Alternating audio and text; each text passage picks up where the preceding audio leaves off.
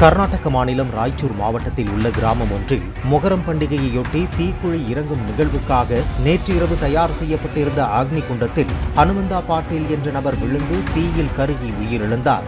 அக்னி குண்டத்தில் விழுந்த அவரை அருகில் இருந்தவர்கள் மீட்க போராடிய வீடியோ காட்சிகள் வெளியாகியுள்ளது.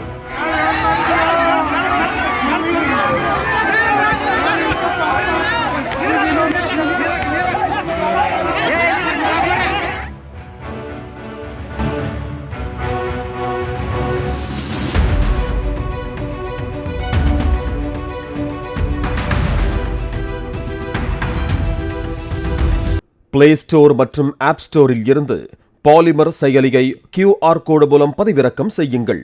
செய்திகளை உடனுக்குடன் பெறுங்கள்.